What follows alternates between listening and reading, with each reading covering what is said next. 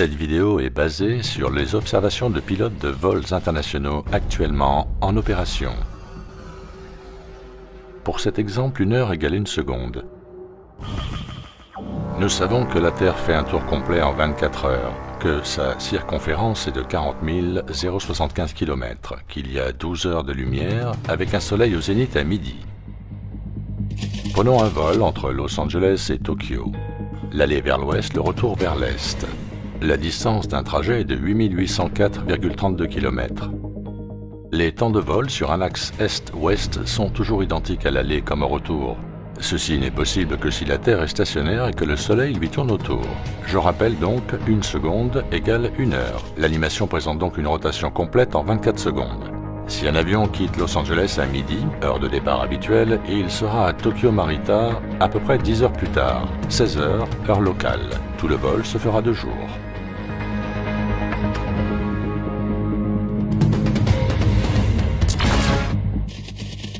Distance du vol 8804,32 km, vitesse moyenne 880 km/h, arrivée à 16 heures, heure locale, durée du vol 10 heures.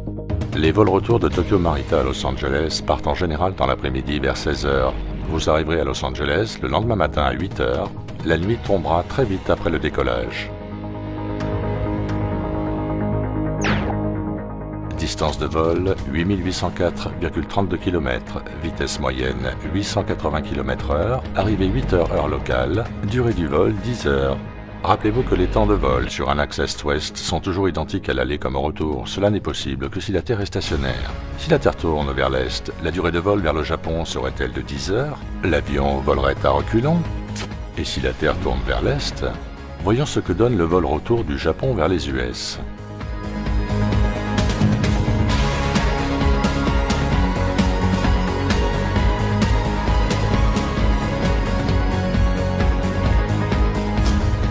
Distance de vol 24 000 km, vitesse de l'avion 2400 km/h, arrivée 16 heures heure locale, durée du vol 10 heures. Impossible pour un vol commercial. Regardons maintenant un vol vers l'est sur une terre stationnaire, partant de Washington DC aux US et allant à Madrid en Espagne. Durée de vol 7 heures, distance 6134,5 km. Vous devriez atterrir à 19 heures heure locale à Madrid. Quasiment tous les vols Europe-US partent en soirée et arrivent en matinée aux États-Unis.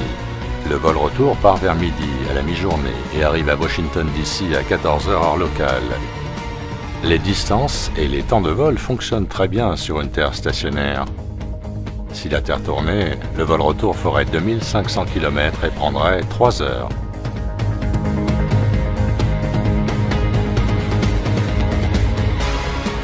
Donc vous persistez.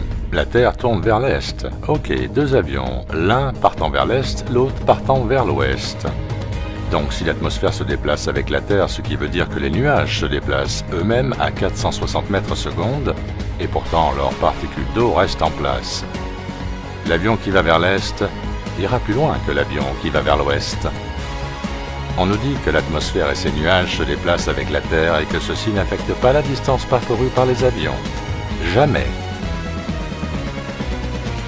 La Terre n'est pas une toupie. Vous avez été conditionné, programmé. Réveillez-vous.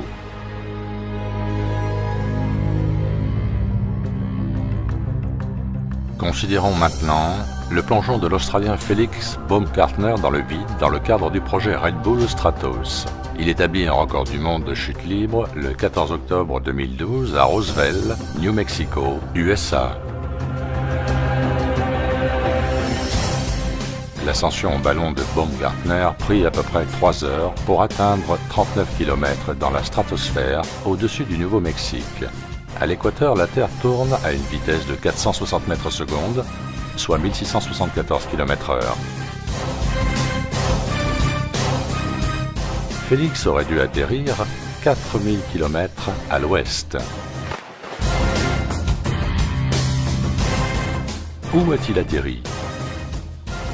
À 70,5 km à l'est. Allez dehors et regardez notre beau ciel. Si vous sentez une rotation, allez immédiatement consulter. Et soyez assurés que la Terre ne tourne pas. Merci de votre attention.